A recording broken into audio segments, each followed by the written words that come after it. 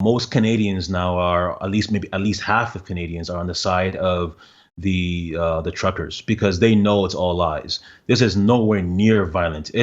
That is the most bold-faced lie out there. In fact, it's been shockingly nonviolent. I'm going to play a montage of how the media is portraying what's going on in Canada with this truckers convoy. And you can tell me if you think the media is correct in their assessment. Sedition, insurrection, a threat to democracy. This city is under siege. They are now calling it an occupation. Alarming situation there in Ottawa. The police chief is calling it a nationwide insurrection driven by madness. This is kind of our insurrection by air horn moment.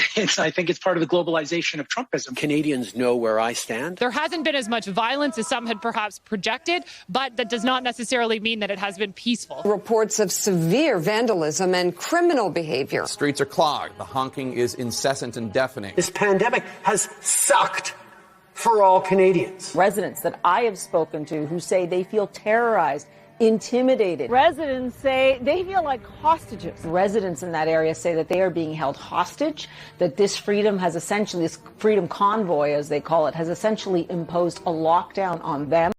Oh my goodness. So there's a lot. And there's obviously, Trudeau has said in the past that these people hold unacceptable views. He said that they are misogynist, they're racist, they're white supremacists. And so I would just love to hear your response to that, Samuel, as someone who is on the side of freedom and who is a Canadian. It's absurd. So much so that most Canadians now are, at least half of Canadians are on the side of the truckers because they know it's all lies. This is nowhere near violent. That is the most bold-faced lie out there. In fact, it's been shockingly nonviolent.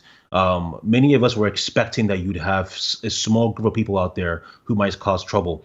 There's been none of that. There've been, I think, 7 total arrests over the last 2 weeks, and they've not been for any kind of violence. They've been for things like licenses being suspended or honking horns, which is now illegal in Ottawa. It's been for very minor things that really is just a way for the police to just try to trouble the protesters. But there's been no violence whatsoever. And the white supremacy aspect is all lies. It's actually quite offensive because I have friends there. Many of them are not white who are there. I have white friends there and they are not white supremacists.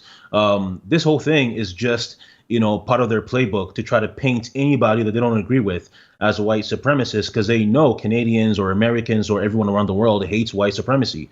So if they say that, they think, frankly, to be very blunt, they think Black Canadians and Black people are stupid enough that if they say that this thing is white supremacy, they will say, oh, then it has to be true then. They don't think that we can think for ourselves. And the thing is this, not only are half of Canadians supporting the truckers, the majority of Black Canadians are supporting the truckers because we have been the most affected with the vaccine mandates out there. So the media, of course, is lying, and but unfortunately, it's not surprising. If you enjoyed this video, hit like and subscribe to our channel so you'll be sure to see similar videos from BlazeTV with the added bonus of signaling YouTube that your voice and opinion still matters. And if you're looking for more great conservative content, check out one of the 2 videos suggested here. And let's go.